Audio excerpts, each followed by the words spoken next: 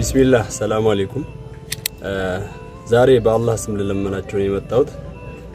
ሌላ ነገር አይደለም። ይሄን ቪዲዮ ለዚህ ሰው እንድታደርሱልኝ ማለት ነው። ቲክቶክ ያየው ነበርና የቪዲዮ ይመጣልኝ በጣም ተደነቅያለሁ። ወላሂ አልহামዱሊላህ በእስልምና ውስጥ ስንኖር እንደናት የተዘባረቀ ህይወት የለንም እና እስኪ ዛሬ እንዴትም ብላችሁ በቻላችሁ ተቅም ይሄን ቪዲዮ ለዚህ ሰው አድርሱልኝ። እኔ ሞትን ማስበው ሞትን ማየው ምረዳው የልብ ምት መቆም እንደሆነ ከዛ በኋላ ምንም ነገር ይኖራል ብዬ ማስበው ነገር ባይኖርም ግን እንደሚባለው ከሞት በኋላ ህይወት ካለ ሁለት ነገር ሀፕን ቢያረግብኝ ደስ ይለኛል ማለት ነው። አንደኛው ድጋሚ እዚህ ምድር ላይ በፈጠር ደስ ይለኛል ከሞት በኋላ ይሄንኑ ራሴ ሆኜ ይሄንኑ አዲስ ሆኜ ድጋሚ ይሄን ላይፍ ኤክስፒሪየንስ ባደርገው ነው የምመኘው። ከሞት በኋላ ሌላ ዓለም ሌላ ህይወት አንድ መመኘው የሚያጓጓኝ ነገር የለም። አም ሶሪ ቱ ሴይ ዚስ የሰዎች ፍላጎታችን ሊለያይ ይችላል ወይም ትንሽ ወጣ ያለ ሐሳብ ሊሆን ይችላል ግን ዩኒቨርስን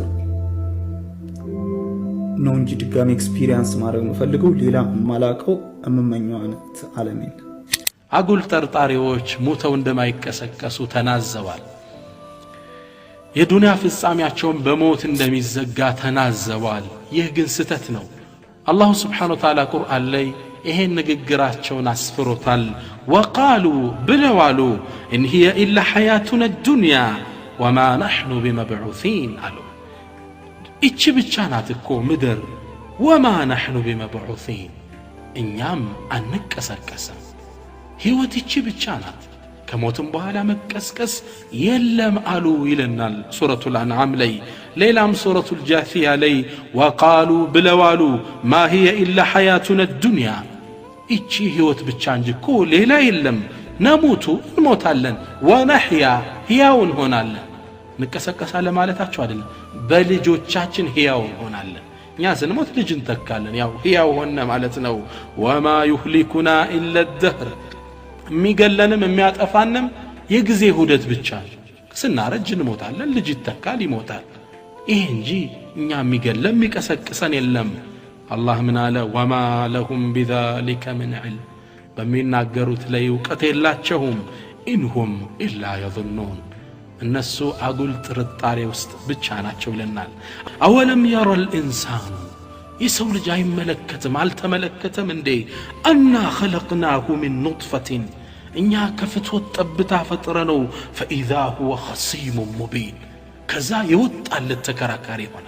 ሕፃን እኮ ነው ነበር ከናቱ ማህፀን ወጥቶ ማደግ ሲጀምር መጠንከር ሲጀምር የምን አላህ ነው ማን ነው የሚቀሰቀሰኝ ሲል የወጣለት ሙቢን ግልጽ ተከራካሪ ይሆናል አላህ።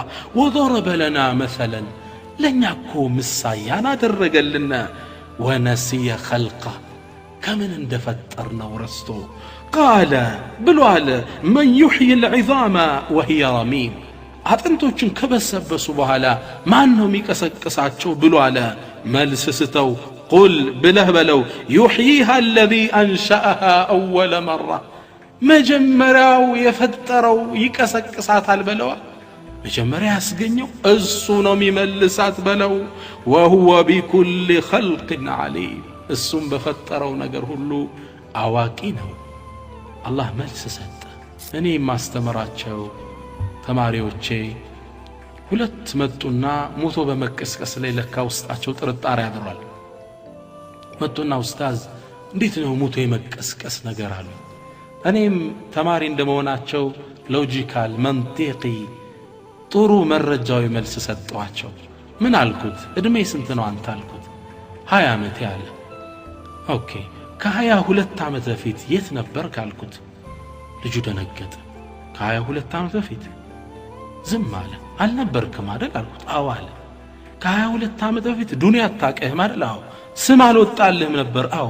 እናት አታቀህም፣ ዓለም አታቀህም? አዎ አለኝ። ታዲያ የዛሬ 21 ዓመት እናት ማህፀን ውስጥ ተረገዝክ። የዛሬ 20 ዓመት ልክ ወደ ዱንያ ተወለድክ። መተንፈስ ጡት መጥባት ጀመርክ። ሱብሃንአላህ አሁን ለዚህ እድገት በቃ።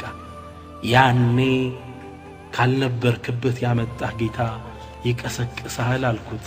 አላሁ ሱብሓነሁ ወተዓላ ያ መጀመሪያ ያስገኘን ጌታ ይቀሰቅሰናል።